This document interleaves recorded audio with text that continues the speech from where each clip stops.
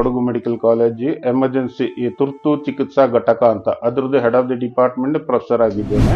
So ನನಗೆ ಒಂದು ಒಳ್ಳೆ ಆಫರ್ ಬಂತು. ಸೌದಿ ಗವರ್ಮೆಂಟ್ ಅವರು ನನ್ನ ಕರೆಸ್ಕೊಂಡ್ರು. ಭಾರತೀಯ ವೈದ್ಯಕೀಯ ಸಂಘ ಕೊಡಗು ಘಟಕ, ಅದರಲ್ಲಿ 3 ಬಾರಿ ಪ್ರೆಸಿಡೆಂಟ್ ಆಗಿದೆ ಕೊಡಗುದು. ಸ್ಲೈಡ್ ಇರ್ಬೋದು, ಫ್ಲಡ್ಸ್ ಇರ್ಬೋದು, ಕೋವಿಡ್ ವ್ಯಾಕ್ಸಿನೇಷನ್ ಇರ್ಬೋದು. ಸೊ ಪ್ರೈವೇಟ್ ಇದರಲ್ಲೇ ನಾನೊಂದು 2,000 ಉಚಿತ ಕೋವಿಡ್ ವ್ಯಾಕ್ಸಿನೇಷನ್ ಕೊಟ್ಟಿದ್ದೇನೆ. ಅದು ಗವರ್ಮೆಂಟ್ ಇಂದ ಸಪ್ಲೈ ಆಗ್ತಾ ಇತ್ತು, ಬಟ್ ನನಗೆ ಲೈಸೆನ್ಸ್ ಕೊಟ್ಟಿದ್ರು. ಎಲ್ಲರೂ ಯೂಸ್ ಮಾಡಕ್ ಆಗ್ತಾ ಇರಲಿಲ್ಲ, ನಾನೊಬ್ನೇ ಯೂಸ್ ಮಾಡ್ತಾ ಇದ್ದಿದ್ದು ಪ್ರೈವೇಟ್ ಅಲ್ಲಿ. ಕೊಡಗು ಲ್ಯಾಂಡ್ ಸ್ಲೈಡ್ ಆಯ್ತು 2018ರಲ್ಲಿ, ನಿಮ್ಗೆಲ್ಲ ತಿಳಿದಿರ್ಬೋದು.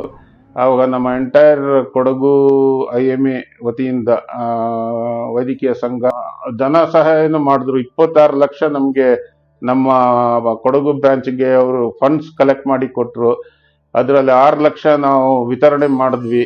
ಪ್ಯಾರಾಮೆಡಿಕಲ್ ಸ್ಟಾಫ್, ನರ್ಸಸ್ ಇರ್ಬೋದು, ಅಥವಾ ward group D ward boys ಎಲ್ಲ ಇರ್ಬೋದು, ಅವ್ರಿಗೆ ಏನಾದ್ರು ದುರಂತ, ಅವ್ರ ಫ್ಯಾಮಿಲಿ ದುರಂತ ಆಗಿದ್ರೆ ಅವ್ರಿಗೆಲ್ಲ ಸಹಾಯ ಮಾಡಿ ಮನೆ ಕಟ್ಟುವಂಥದ್ದು.